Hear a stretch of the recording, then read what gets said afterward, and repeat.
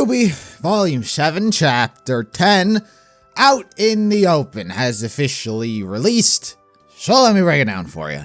So the Grimm have invaded Mantle, and the characters are fighting them off. Well, that's about 85% of the episode explained. This is going to be pretty easy. So the people of Mantle are still upset. When aren't they? And they go straight back to blaming Ironwood, because surely this wasn't their fault. It's not like they started a riot or anything.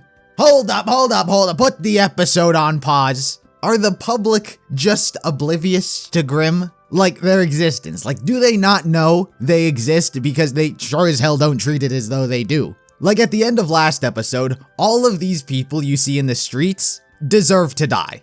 It's true, it's just how it is, because this whole Grimm problem is their fault. Like, Watts turned off the air conditioning. Well, that's a valid fear, because in an offhanded, unrememberable comment like in episode 3, they said that it was cold. Like, really cold. Like, so cold, they might die. But what happened at the end of last episode was not fear. It was a riot. Those are two distinctively different things. One is an emotion, the other is an action. And it's like they don't know Grimm exist. Oh, well, I'm so upset that we might die by the cold that I'm going to start a riot so we attract Grimm and die by another way instead. But roping in a ton of people in the process. No one tries to think, maybe we shouldn't start a riot because a Grimm are a thing and you'd be an absolute deficit of a human being to think of doing something like that. Like in Volume 3, the Grimm attack was the result of something the public could not control: fear and mass panic. When a terrorist attack happens right at your feet, everyone's scrambling for some inkling of safety they can get to. The exact thing that did not happen in Mantle. Just like, here's an example to show the level of understanding these citizens of Mantle don't have. Kids!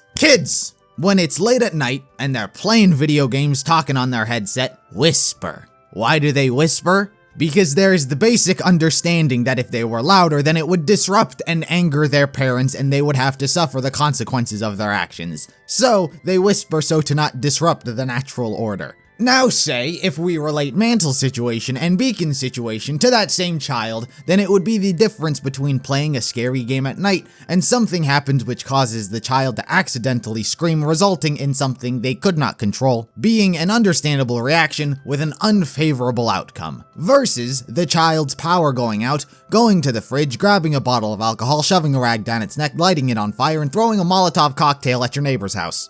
One of these deserves to face the consequences of their actions. But this group that you see in the streets making riots deserves to die. Because it's like they don't even know about Grimm, despite it being a constant problem in Mantle. Who knows, they may actually be that stupid and just be like, oh yeah, you know, that's Jerry, the local black and white saber-toothed tiger. How you doing, Jerry? The pack alright? Oh, that Jerry, he's such a character. These people have dragged the whole of Mantle, including the people I'm sure who are upset and fearful about the situation, but have a normal reaction to what's going on, into this Grimm attack because of air conditioning. What are they gonna do? It's so cold they might die. Well, gee, I don't know, if only civilization existed in this location before the advent of air conditioning. You're telling me the first settlers didn't stumble upon a giant outdoor air conditioning unit, where they built a whole kingdom around it? You're telling me they didn't wear 2 layers of clothing, walking around with their sleeves rolled up, standing out in the open, allowing Mother Nature and her elements to have their way with them? That's not how it used to be. What am I supposed to do? Put on more clothing, find shelter, and seek warmth so I don't die? Or start a riot because I'm mad that I'm going to die without my air conditioning unit, so I can die by other means and drag thousands of others into it as well? Well, gee, I don't know what to do. But what am I complaining for? The cold isn't even a factor that comes into play. It may as well be spring. The characters and civilians move with such ease, it's almost as if they may have well said, it's slightly chilly. No need to say it's so cold it could literally kill you, when not even the slightest shiver seems to be going down anyone's spine. Anyway, where was I? Blacked out.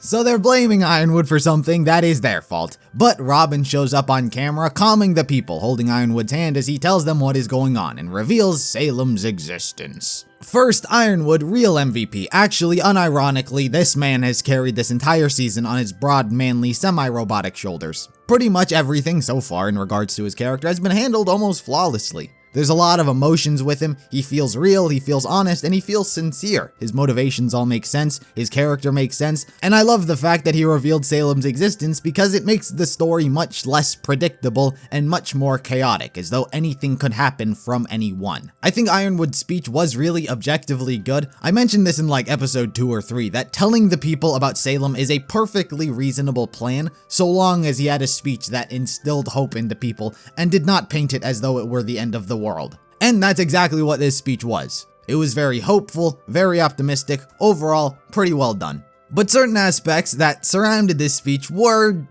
lacking. The first thing was Robin's semblance. I get it, it's to show that he's telling the truth, but I'll be honest, I don't think the people of Mantle would have questioned it in the first place if she didn't use her semblance. The people of Mantle just so blindly believe that Robin is their savior and god that if she were to have just appeared and not have used her semblance, but still went on TV and just said, "I believe in him, he is telling the truth," the people would have just went with it. I don't think anyone would be standing around going, "You know what, I trust Robin, but I just don't believe him." It'd have been different if Ironwood prior in the volume had told Mantle the truth, but they didn't believe him. But I don't even think that would have been possible to do, because they just don't like him and think of him as an evil man from Atlas. Robin's general endorsement seems more than enough to have swayed the people of Mantle. So I don't think Robin's semblance had that good of a payoff, it was pretty flat to me. And then you have the absolute worst thing about this sequence, you get a close-up shot of RWBY saying this. He's doing it. No shit! He told you he was going to do it, he wanted to do it, that was always the intent. Why are you so dense and acting like you did anything?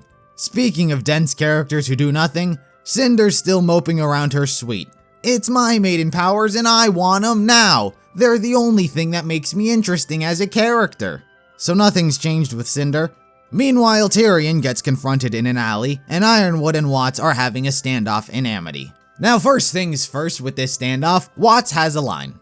At the risk of sounding cliche, James, I won't be going down without a fight. Little late for that. I would say actually, you blew it the moment you started speaking. As well as about every other time you spoke this volume. You are a walking, talking cliche. And might I say, bold choice to block the bullet like that, because last time I saw Ironwood, his gun was shooting the equivalent of mini nuclear explosions. It could have been a very fast and messy defeat. I will add, this scene had a really awesome moment right at the very beginning where Ironwood's voice echoes over the intercom as he confronts Watts. That was a moment where it was just like, that was pretty fucking awesome. Like, it hits the tone it's going for perfectly. Ironwood's voice has a very daunting and intimidating feel to it. It demands respect. And I wish he could use this side of him more. But if there was a moment this volume that I had to say perfectly nailed exactly the tone it was going for, it was this moment, Ironwood's initial confrontation of Watts. This episode, aside from Ironwood's speech, is just fights and setting up other fights. I would say this was definitely my least favorite episode so far because there's really nothing to it. The action wasn't very spectacular. I didn't feel any sort of tension or stakes because unsurprisingly, they're fighting Grimm. Something that RWBY, I'm sure probably in the next episode or the episode after that, is just going to blink them away with her silver eyes anyway. They're not threatening. They're so not threatening that even this episode is incredibly casual about this threat. They're all showing off to each other, making gestures and sounds towards one another like it's a game, which it might as well be because the Grimm suck. I didn't feel any sort of tension, there was nothing to really care about, I didn't feel sympathy for Mantle. The only positive thing about it to me was Ironwood, the rest was nothing. It wasn't bad, like bad. It just didn't evoke any sort of emotion. I was completely apathetic to everything that was going on. And to me, that's one of the biggest failures it could possibly do. It wasn't fun, the fights weren't wowing, it just existed.